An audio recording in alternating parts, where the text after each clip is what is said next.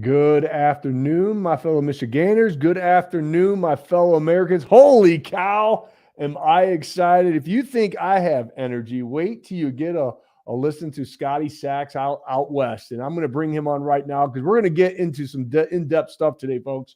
We're going to talk about the financial resets, big tech censorship, which he obviously has direct experience in, and also with geopolitics and the deep state. So open your minds, open your hearts, and let's get ready for my man, Scotty Sachs. Welcome to the show, Scotty. Hey, Garrett. It's a privilege to be here. Thanks for having me, buddy. Oh, we are so excited, and I can already feel your energy just from the few minutes that we were talking before the show. So no coincidences in life, brother. That's for sure. No, we're a couple of Midwestern guys just going at the deep state. Yeah, absolutely, and amen to that. So speaking of that, can you share with the audience kind of like your story and what's brought you to this point? Sure. Well, I've been in mainstream media 40 years. I've done everything you can do, produced and syndicated TV and radio programs. Obviously, have a radio show now, Sovereign Radio. Negotiated over $1 billion in advertising and sponsorship deals in the media business, the music industry, professional sports. I've dealt with the NBA, the NFL, every professional sports league. The only one left that's got some decent people, in my opinion, is the NHL. Maybe we'll get back to that. I don't want to get off track here. But the NHL still has some good, honest souls left playing hockey on the ice. I fear we've lost our professional sports that I grew up loving, the Bears and the Blackhawks and all the Chicago sports teams. And I'm afraid we've lost that entire entertainment, that which we loved. All of us who grew up in a city loved our local sports teams, right? Most guys have a very strong affinity to their hometown football team, basketball, baseball, and hockey. And I fear we've lost that real. It's controlled, too much control over professional sports by the deep state cabal now. So, but a good place to start, Garrett, is to fill your audience in. I believe how we got here is best told by a couple of anecdotes from my life story. So I'm going to start in the late 80s. I was going to an ABC television presentation. Every fall, they present their new programming to the ad community. They want to get our advertising dollars, and I represented both big and small brands to the networks, negotiating their advertising deals. So I show up at this ABC party. I'm late. There's already 1,000 people in the room. I was told that there would be 1,000 people there. Get there early, blah, blah, blah. So I was about a half hour late. Every table was filled except a table in the back. One guy sitting at the table. I went and got my food because at 29, that's your priority. You got to eat, right? Yeah. So I go to the buffet. I fill up a huge plate. I sit down. I start eating, and I'm listening to the presentation. I look over at the guy at my table. I'm sitting alone with Peter Jennings. And, of course, he was the number one newscast, 6 o'clock. For 10 years running, Peter Jennings had the number one 6 o'clock news, evening news. So I'm sitting there thinking, and we start to talk, and he's opening up as he's drinking. He's putting down some cocktails pretty good. And my grandfather hated this guy. Used to throw things at the TV. Used to wad up balls of paper, throw them at the TV, and flicked a live cigar butt at Peter Jennings. Why? He said he was anti-Semitic and a Jew hater. My grandfather escaped from a concentration camp.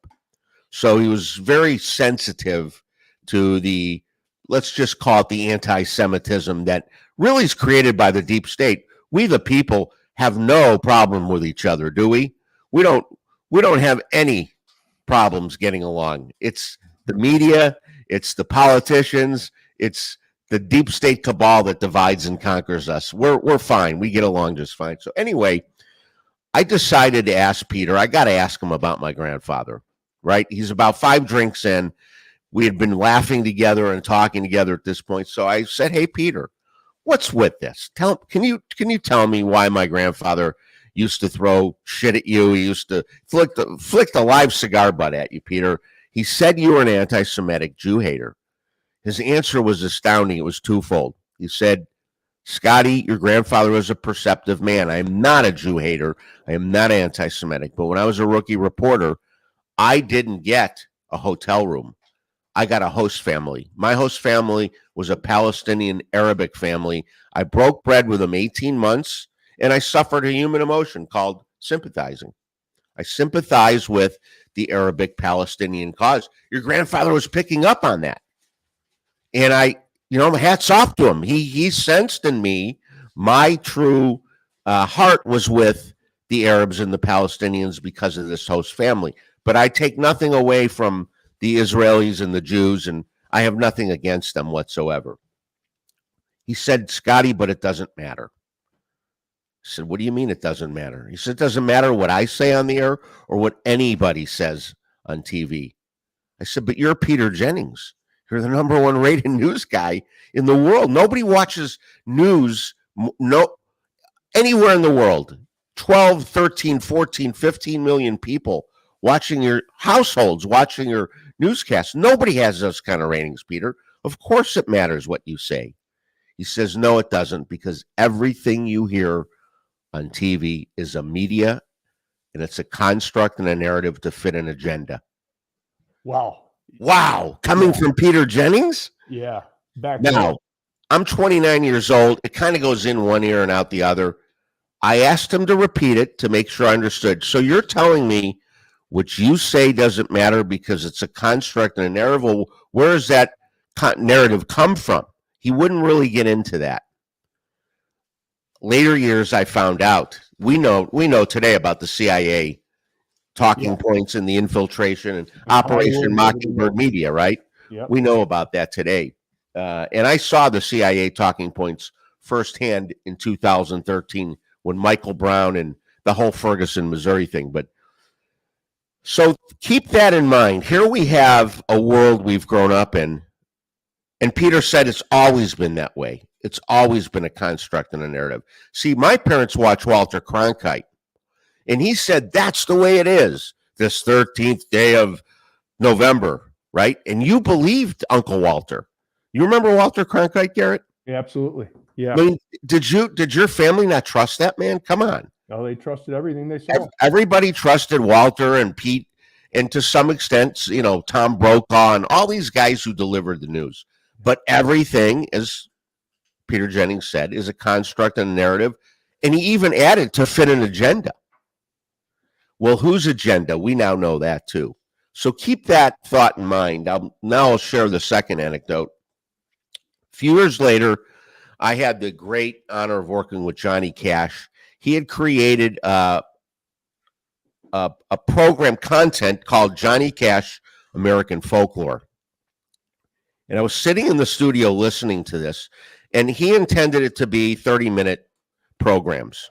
It was just Johnny strumming his guitar, telling stories about America. If that man was alive today, he'd be a great patriot. He loved America. He was telling stories about America, living on the road. He often traveled in a bus. He didn't like to fly. So anyway, I took that content, reduced it to 2-minute. We called them vignettes, and we cleared it on 200 radio stations. And then we get a call from his record label saying, you don't have the rights to use that music on those radio shows. You got to kill the show. So I had to get on a plane and go negotiate the music rights. I share this with you because at this point, I'm sitting backstage with his wife, June Carter Cash. The media talked about the love story between those two, and I can tell you I saw it up close and personal. They were really quite the couple. But she was introducing me to her friends in the green room backstage at a concert. She was thanking me profusely going on. I was embarrassed. She was going on for about 15 minutes thanking me for all I did. And he went to L.A. and he negotiated the music rights and he cleared Johnny's show on 200 stations. And I said, no, June, thank you. I'm a young man. I'm working with Johnny Cash, a legend. And he just introduced me to Kenny Rogers to do some work with Kenny Rogers. So I'm like, no, thank you. She stops me. She says, Scotty, you don't understand something. Johnny doesn't want to work with the media and the music industry anymore.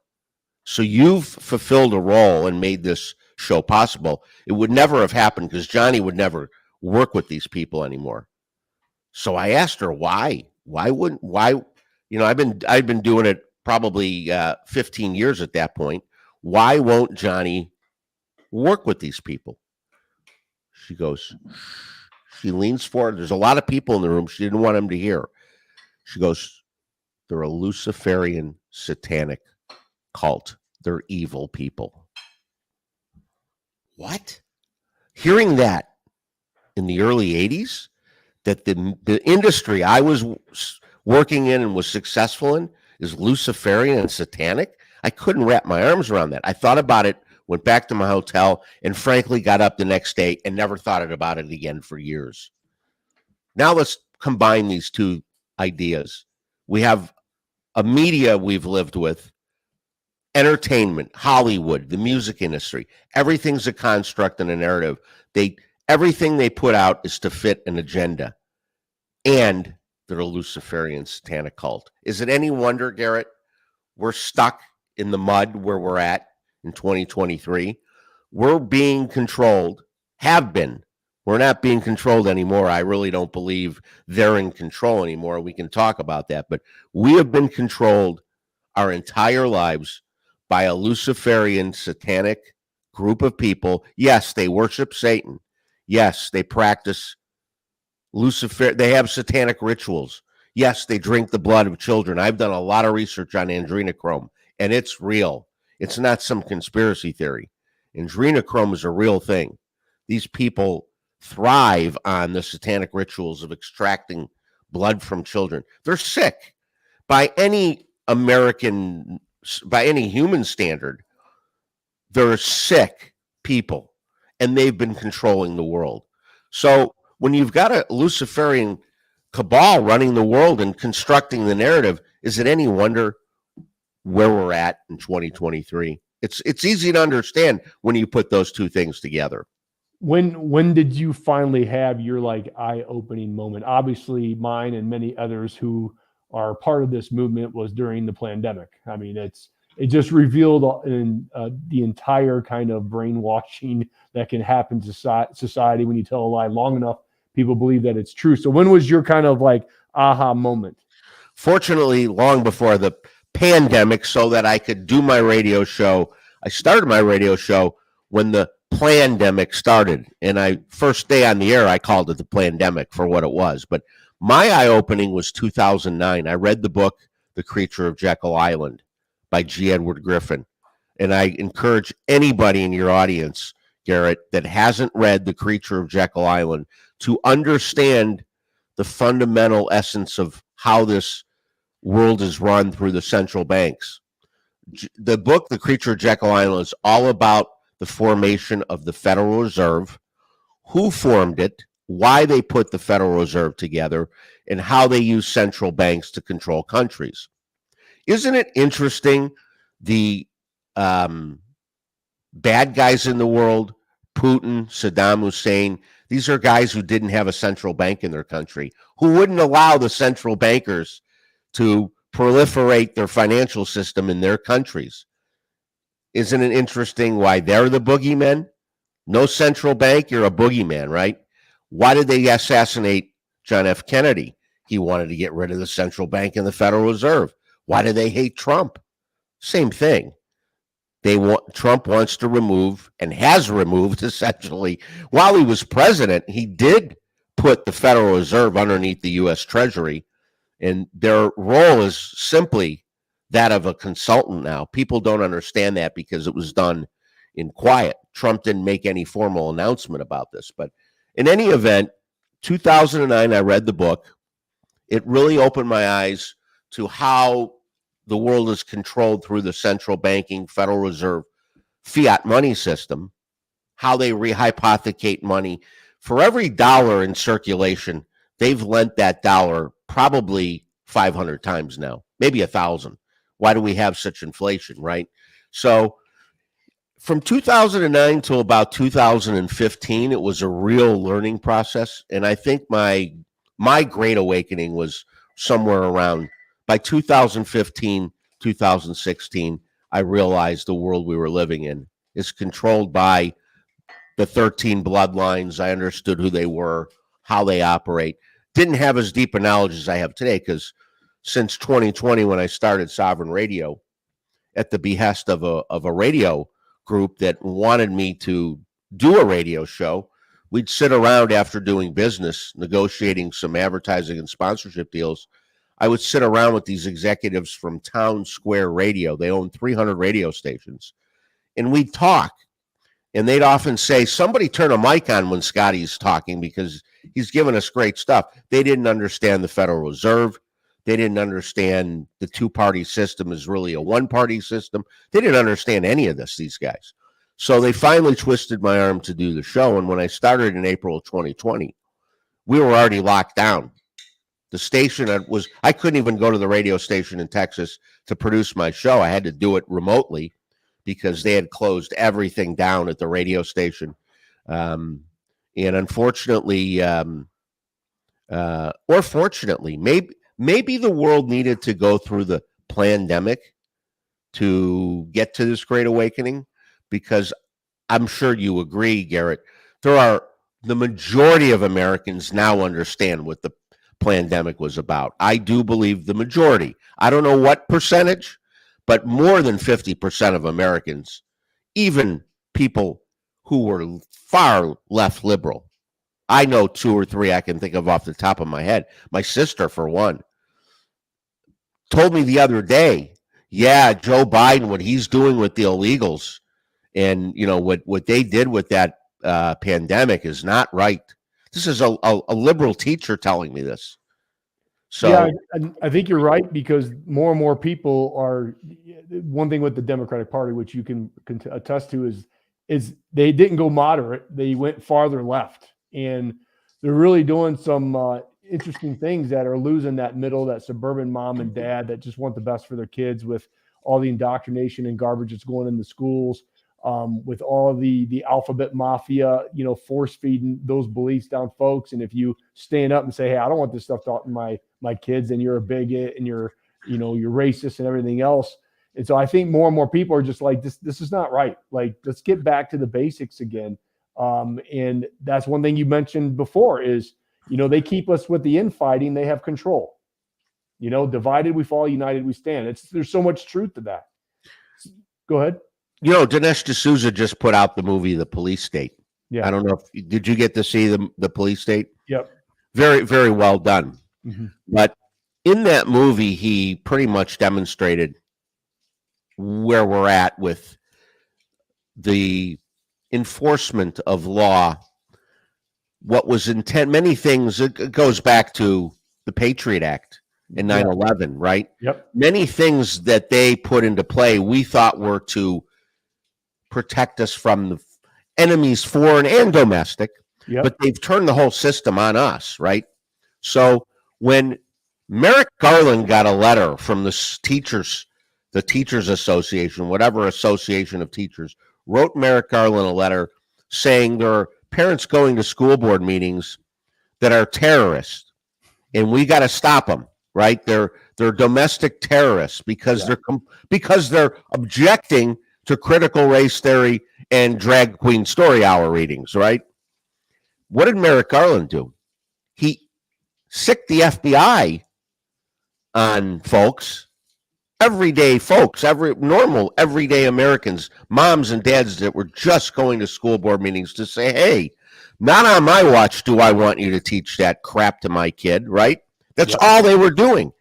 And producer Mark and I, have a close friend. She has a radio show on Salem Radio in San Diego too. We saw her dragged out of a school board meeting, thrown to the ground by a sheriff. She's all of 5'2".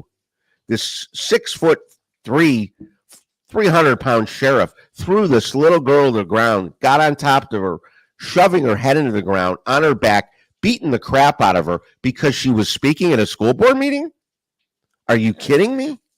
So we've really gotten to a place where we don't have any of our constitutional the key amendments. Thank God we still have the Second Amendment, and they're not taking that away.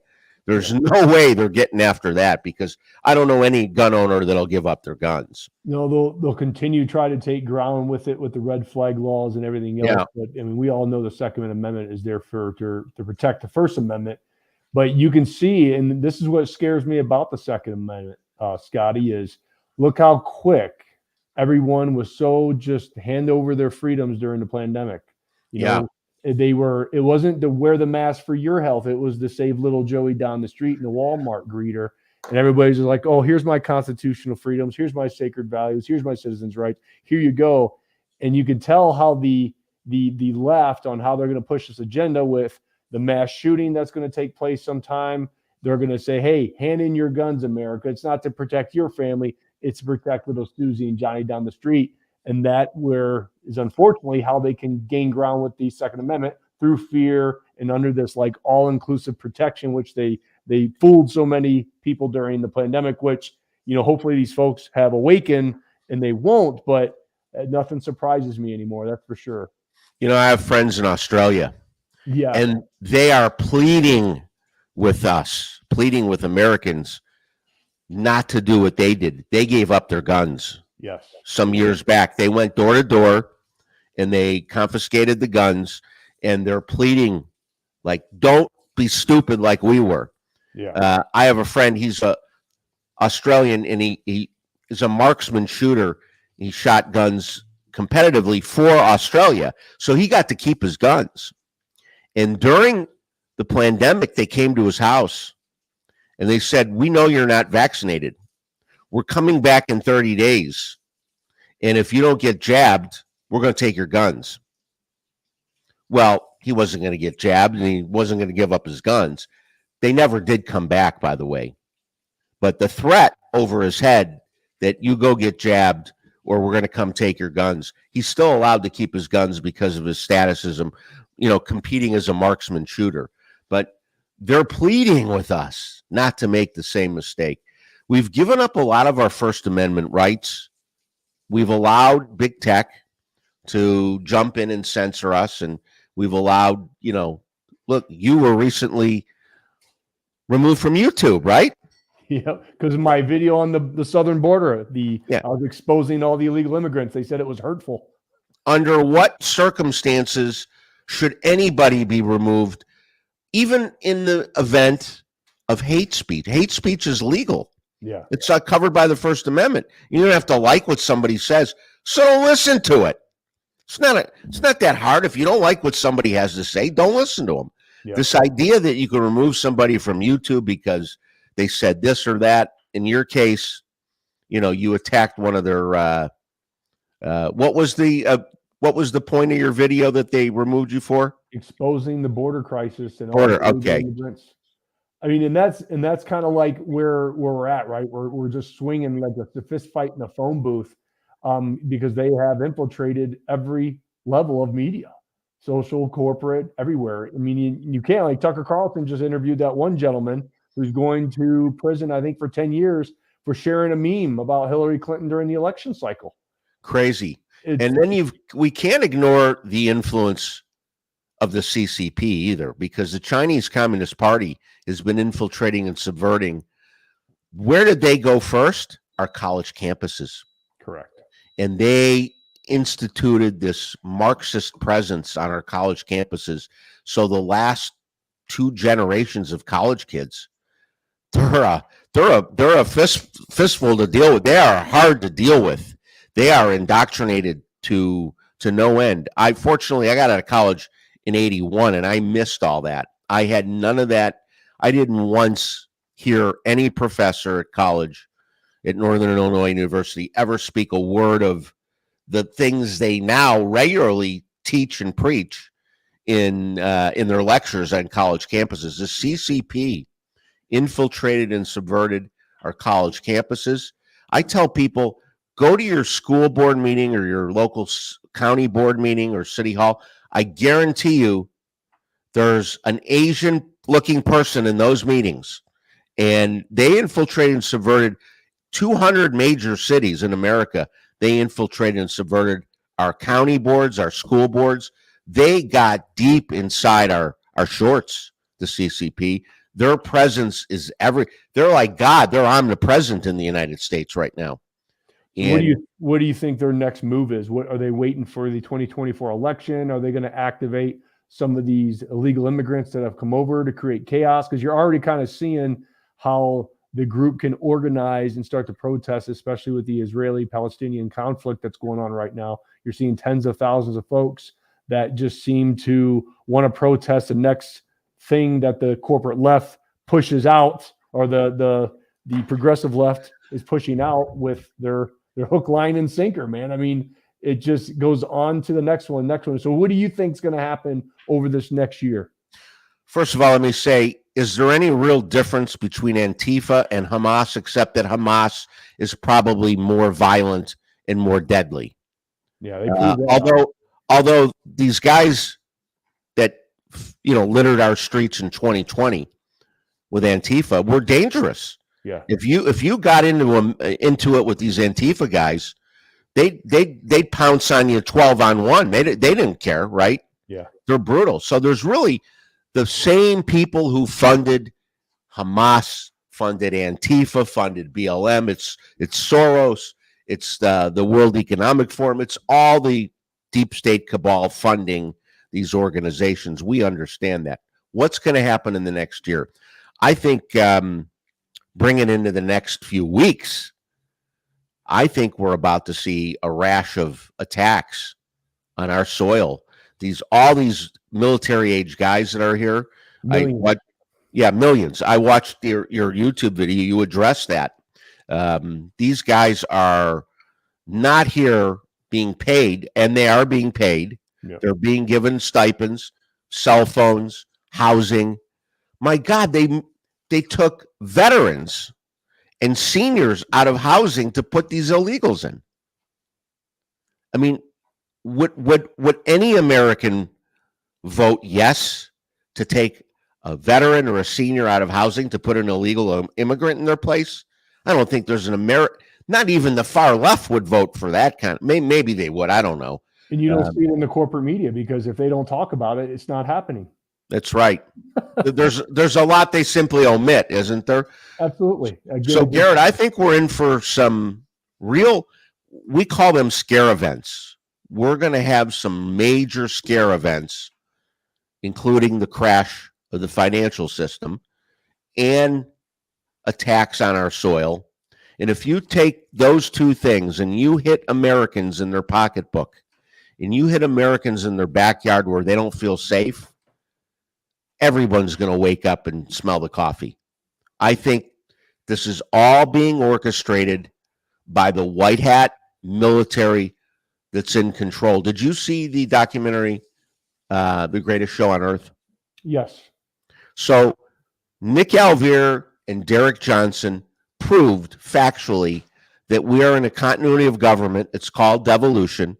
The military is in control and running things in the background.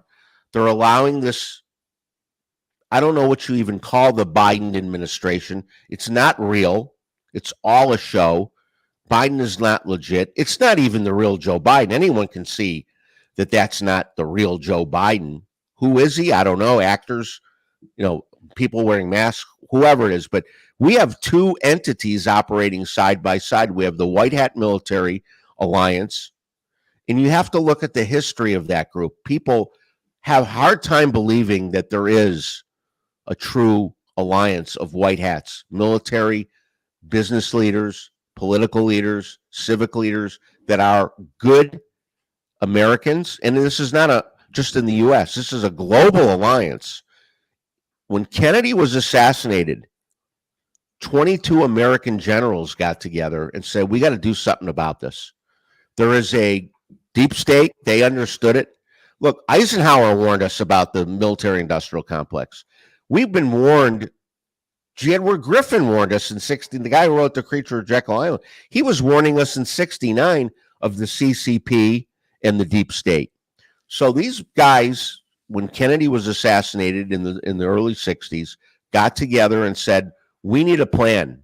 We need a plan to take back this country from this deep state cabal. It was a 60-year plan. Interesting, We are now 60 years after they formed that White Hat Alliance. So that alliance is not operating as it's not a new thing. They've been working together behind the scenes since the 60s to overcome and put down this deep state. And I believe they have them in checkmate, and people might think that's absolutely crazy because of what we see in the mainstream media, the narrative being put out. You'd think that Joe Biden's in control because he's got the open borders, but this White Hat Alliance really decided to let them steal the election and let them have enough years to expose everything. And boy, have they exposed everything. From our energy independence, we were energy independent when Trump came in, right? Yep. Look at where we're at now. We're begging the Saudis for oil again. Yeah. And I don't know what you're paying in Michigan for gas, but I just paid a little over $6 a gallon here in California for gas. Yeah, we're just under 4. Yeah, so difference between the West Coast. New York and California, and New York and LA, of course, always have the highest prices. But whether it's energy independence, the open borders, the police state that Dinesh D'Souza uncovered, name the issue. They've exposed themselves, and that's because this White Hat Alliance allowed them. They allowed them to steal the election. You know that Trump and the White Hats have it all. Trump formed this thing called Space Force, and everybody thought, "Oh, good, we've got a military branch now that's watching aliens and watching everything happening in space." No, Space Force's primary mission is to oversee the architecture of the internet and all of our infrastructure from satellites on down. And Space Force has all the proof of the election fraud. They collected everything the night of the elections in 2020. Trump was in a skiff with Space Force watching it in real time, watching them steal votes and switch votes with machines. And we saw what happened with the ballots, how they brought suitcases and suitcases full of ballots to the polls, right? In Georgia, we saw them take briefcases full of ballots out after closing the polls and putting these ballots into the system. So we watched them steal the election, and they allowed them to do it because they're going to bring the hammer soon. So I've heard like of these stories with QAnon and saying, hey, this date, this is going to happen, and this date, this is going to happen. Those dates come and go. So what do you tell the listeners out there who have been waiting for this to happen and it hasn't happened? Nothing has happened. And it just seems like we continue to get fooled about this date, and this date. And they keep pushing it back, but nothing ever seems to come about. Very fair question. First of all, I'll give you a 3-point response to that. First of all, the military does not operate on dates or timelines. They operate on missions. So anytime you see a date, it's either misinformation or disinformation, and sometimes it's intentional. Q, not QAnon. There's no such thing really as QAnon. Q was the entity, the military intelligence that was posting all those 4,000 plus messages were posted by somebody, some entity called Q, which we know to be a military intelligence. And it was a PSYOP. Make no mistake, that is a PSYOP. That was a psychological operation. So when Q posted in October, I think the first time of 2017, thousands of anons, that's where the anons come from, anonymous researchers. Yeah. I know several of those anons. They dug in. Q would post something about Hillary or Obama, about the deep state, about Epstein Island, and the anons would go and research it. They would dig and dig and dig, and they'd come up with the research. So the first thing I would say to you is the military does not operate on dates and timelines. They operate on missions. Everything's fluid. I am sure they wanted to put this thing to bed sooner than they've been able to. I am sure they thought they were going to be able to take this deep state down sooner. But as Trump said, it's wider and deeper than he even knew.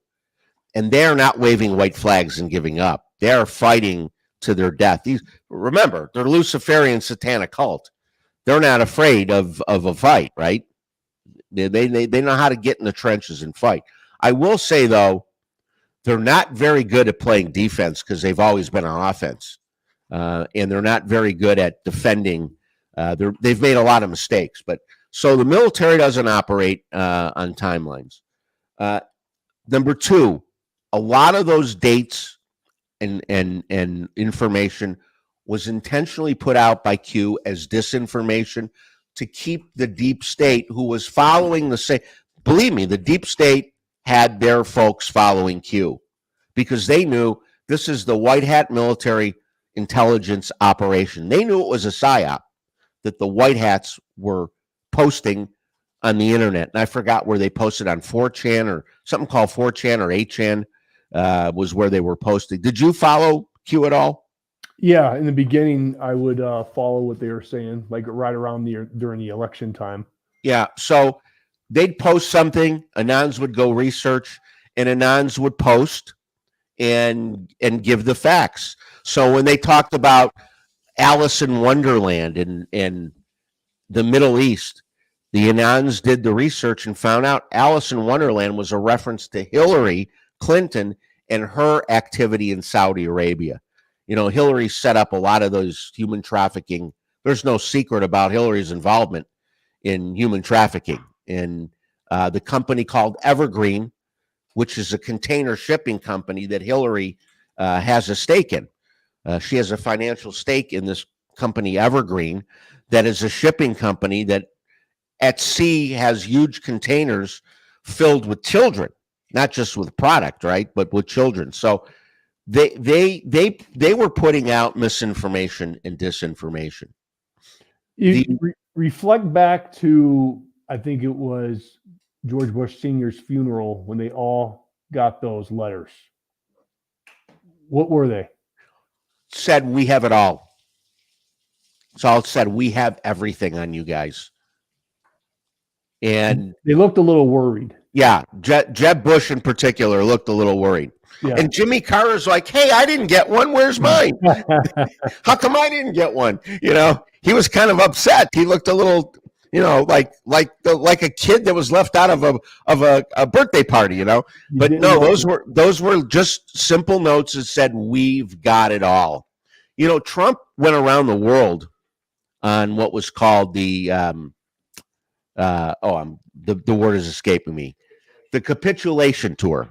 Yeah. Remember, Trump went around the world. So let's look at what happened. He went to Saudi Arabia. He did a sword dance. No American official, certainly no American president, had ever been given the sword to dance with the Saudis. What is the sword dance? It's a symbolism of we are going to war together. So they handed Trump a sword. They did the sword dance by way of saying, all right, Trump, we're going to war with you. Who are they going to war against? The deep state, the central banking, the 13 bloodlines, their whole infrastructure. Trump went to Great Britain. He walked in front of the Queen. Nobody walks in front of the Queen. Trump, she let him walk first. Do you remember that scene? Yeah. So he walked right in front of the Queen. Very symbolic. You got to pick up on these comms. They're hard to catch, but they're very strong communications. Putin handed Trump a soccer ball. The ball's in your court, Mr. President. And it's hard for people to imagine. My brother gets really upset when I say this because he thinks I'm saying Putin's a good guy. But Trump and Putin and Xi are actually working together to remove this deep state cabal because the enemy of my enemy is my friend. Are Trump and Putin and Xi going to be best buddies? Are they going to sing Kumbaya together? Probably never. But they have a common enemy. Xi doesn't want the bloodline Luciferian cult, these bankers up his butt. He wants to be a dictator. He wants to call the shots. If you think Xi is free of the deep state, he's not. They have a central bank of China. They're calling the shots there in China. The only thing that keep Xi in check are the central bankers. Putin already kicked them out years ago. Putin is actually in his heart a humanitarian. What he was doing in Ukraine was taking out the human trafficking tunnels, all the tunnels that they've built. Ukraine, Israel have more tunnels per square mile than any country in the world. These are tunnels used for trafficking children. They have biolabs. So Putin was in Ukraine taking out the biolabs.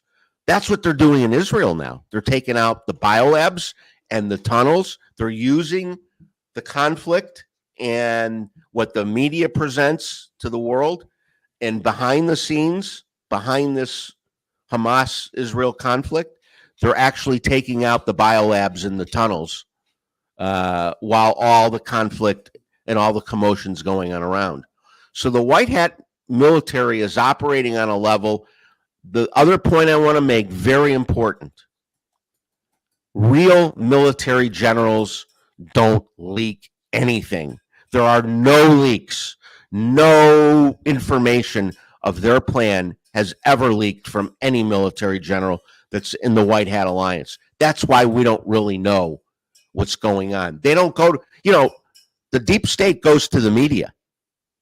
Peter Jennings said it. It's a construct and a narrative to fit an agenda. So they run to the media and they leak. And then the media tells the story the way they want to tell it, right? The White Hat military generals don't do that, Garrett. They just don't leak information. So we have no way of knowing this. How do I come to say these things? We have some resources tied to the U.S. Treasury, to Homeland Security. And when I hear 3, 4, and 5 different sources tell me something, disconnected sources, they don't know each other. They may know of each other, but they don't collaborate together. And I hear that there's a White Hat military alliance that's been operating since Kennedy was assassinated. At this point, you got to believe that when 4 different sources tell you something, that it's got to be true. And there's evidence all around us. If we really look for it, there is a lot of evidence.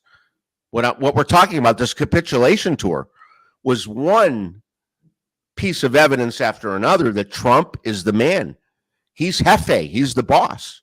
He was brought into the equation. They groomed Trump since the 80s for this job. In the 80s, he was interviewed often about being president. Oprah asked him, and he said, I would do it for my country if I had to. That was his answer. He didn't want to do it, but he'd do it for his country. Now, look, Trump is a man that puts on his pants one leg at a time, like you and I. He's just a man, a really smart man, but he's just another man. But they chose this guy because of his savvy, because he understood the deep state cabal system better than anybody probably. There was a debate when Trump was running. He was on stage with, I think, 12 other Republican candidates. And he looked up and down the row of candidates and he said, I've given money to every one of you guys. He knows how the system works. He knows how to play the game. Being a realtor, having to get permits, having to go through government agencies, having to grease palms, he figured out the system. And also his bloodlines, we're now learning, Trump's bloodlines may have been royal. In fact, his ancestry may have been kings and queens. That's something I haven't dug into yet. But it's apparent to me that somewhere in his bloodlines there was a king or a queen in the Trump family. Do you think all these indictments and everything else, Trump is like that's part of the plan, or it's part of the show? Okay. And you know what that's doing? That's setting the precedent. That is setting the precedent that you can if you can do this to Trump, he's going to be able to turn around and lay it all on them. Now an indictment of Biden or an indictment of Obama or an indictment of Clinton won't be so hard to swallow. And the left and the politicians in Washington and the media can't say, you can't do that. What do you mean you can't do that? You did it to Trump. Why can't we do it to you, right? It's good for the goose, it's good for the gander. So this is all precedent setting. That's what all this stuff is about. With Trump and the indictments and all the shit they're throwing at him is about precedent, setting a precedent that you can do this to a former president. And they're going to do it. There's 250,000 sealed indictments. And every day, if you pay attention to the news, every day there's a sealed indictment that's unsealed. Has to do with human trafficking, pedophilia, crimes against humanity, financial fraud. I can show you 15 articles in the last month of guys being arrested. High in middle management guys, not in the highest ranks of politics and business, but they're working up, right? When you want to bust Al Capone, you don't start with Al Capone, right? You infiltrate the organization, you arrest a few of the lower level guys. People like Epstein's right hander, what was her name? Giselle? Not Giselle. Maxwell or Ghislaine Maxwell. Yeah. People like her have been cooperating and talking, singing like a bird behind the scenes. They know everything about Epstein Island directly from Ghislaine Maxwell now. They arrested several people from a cult in New York, and I'm not remembering the name, Nexus or something like. What was it, Mark?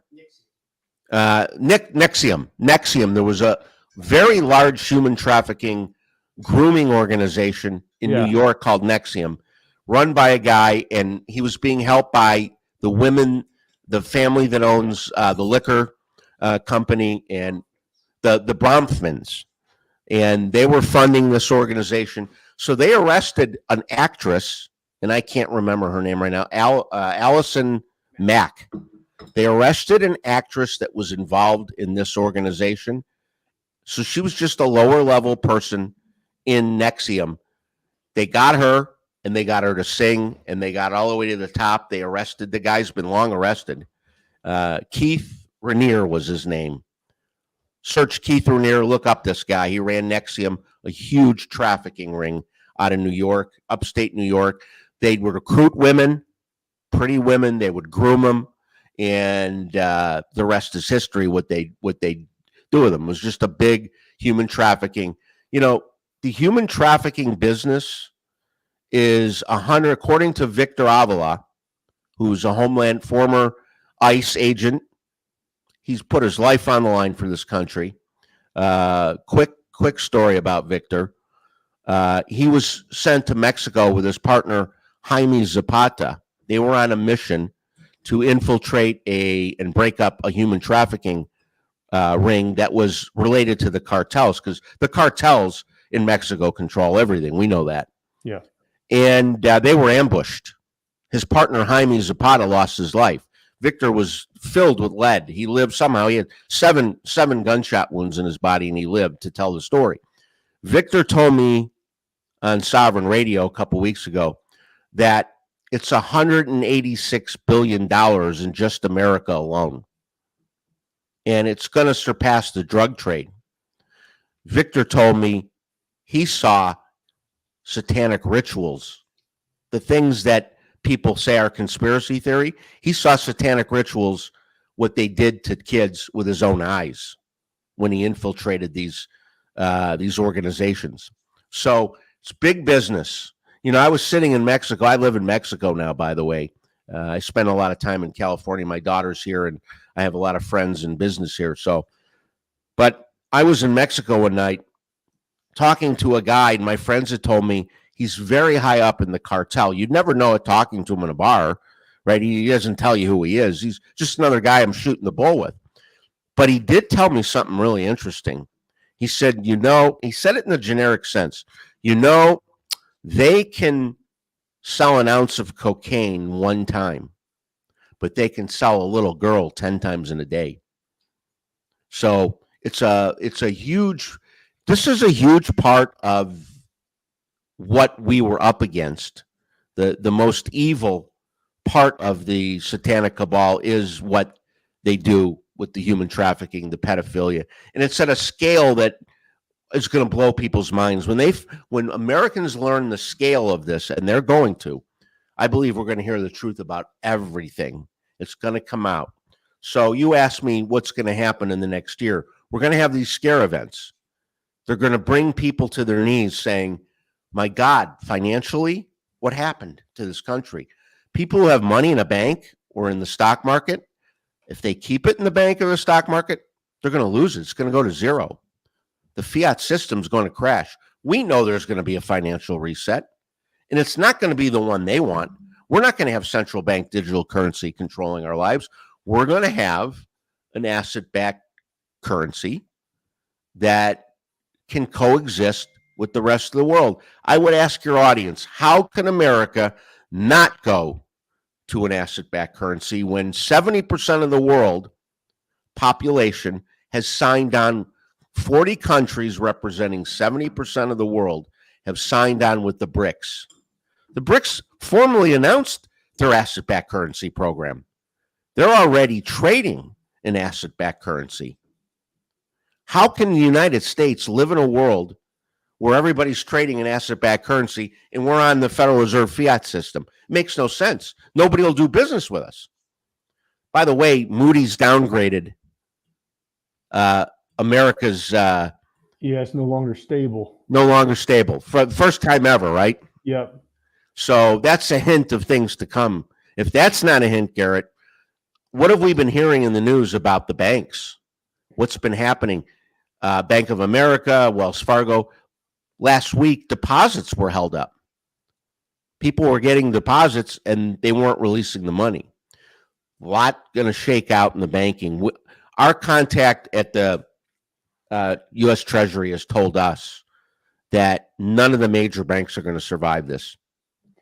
Like, are they just artificially keeping the stock market up? Of course. The elites are just trying to do everything they can to keep that illusion that everything's fine and safe. You got it, brother. You think this stock market is going to be worse than 29? Absolutely. This is going to be the Great Depression. But there's a plan, and it'll be implemented fairly quickly to make everybody whole.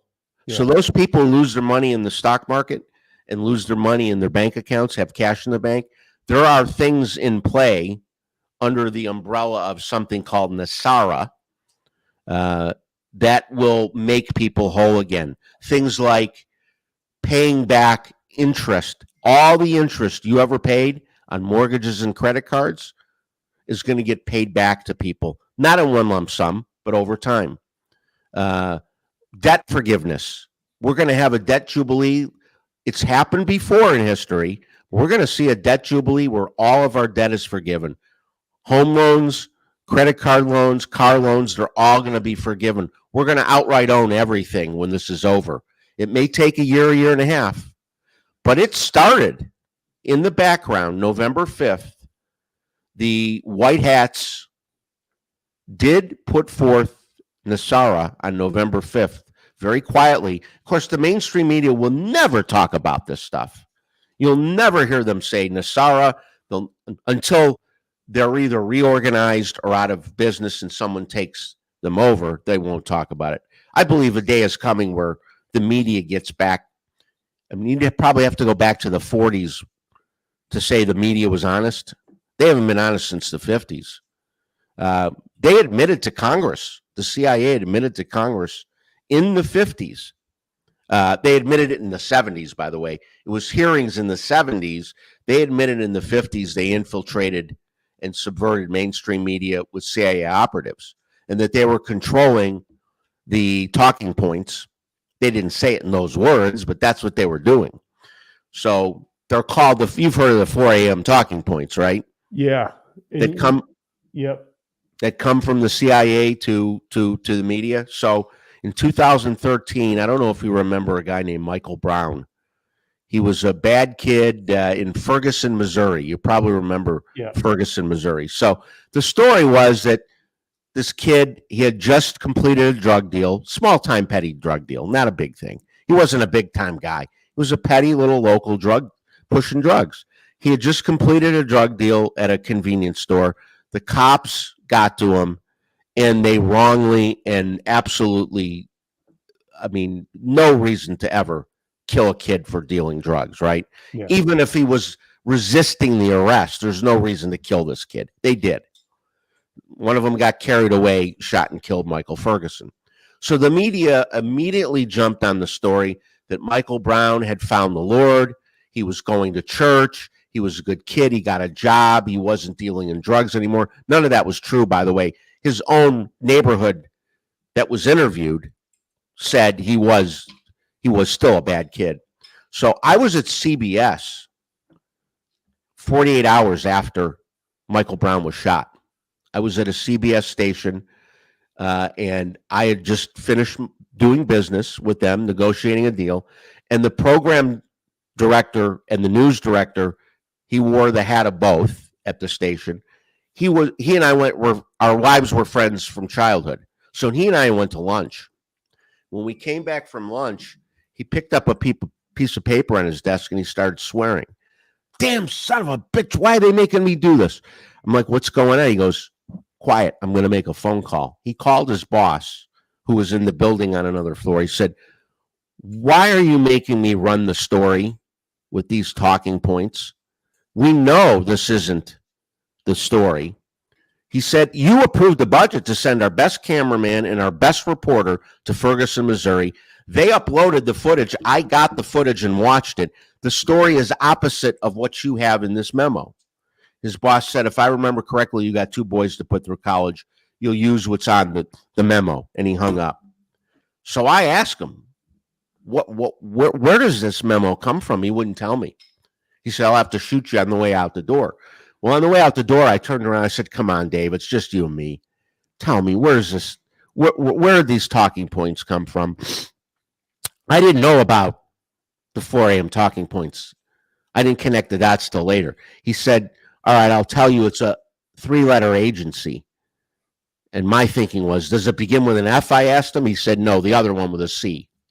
So he had the 4 a.m. CIA talking points on his desk. And he was forced to run the Ferguson, Missouri story just the way the talking points were on the memo. And he had footage from his reporter. He had footage contradicting every point by point. He told me everything in that memorandum was opposite of the truth.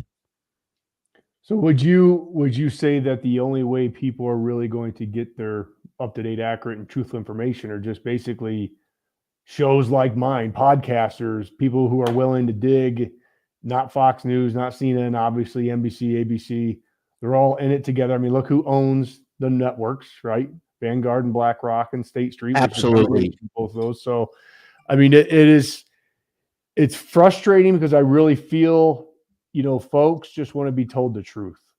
That's it. You give us the truth, we'll figure it out. You're 100% spot on who owns these. And by the way, to those people still watching Fox, go ahead and knock your socks off. But I'm here to tell you, the men that own Fox, one of Rupert Murdoch's son, Lachlan, his name is Lachlan Murdoch. He is a far left. He is as far left as they come. Everybody in Fox News knows that the guy running the programming for Fox is far left. Yeah. So they're no different.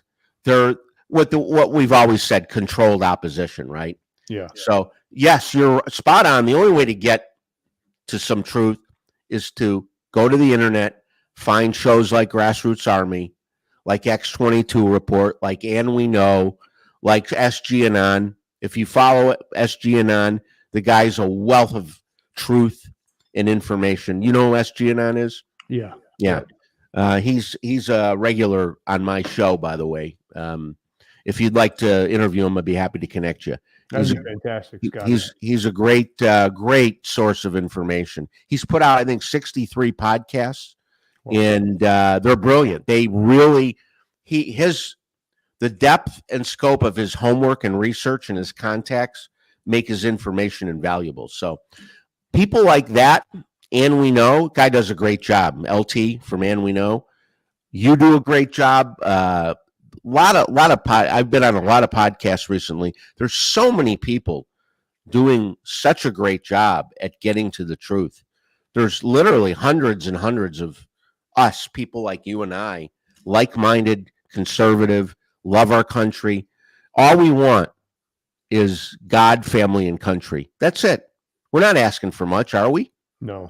We're just asking for our country and our Constitution to be left intact and for the deep state to get out of control. And I'm here to tell you, Next year at this time, we're going to be having a very different conversation. We're going to be talking about what's next on the Nassar agenda. What are they going to implement next? Things like no IRS and no taxes. Will that excite you? If I told you there's not going to be an IRS and there's not going to be any federal taxes? Scotty, I tell you what, if you'd like to come on in a year from now, and that would be a great show. We'll make it a date, brother. Let's do it. Let's do it. I appreciate your time so much, Scotty. Keep hammering down, brother. We appreciate the heck out of you. Yeah, thank you. You're doing a great job. Keep up the great work, and it's a privilege to be with you today. I appreciate it. Thanks, Scotty. Thank you.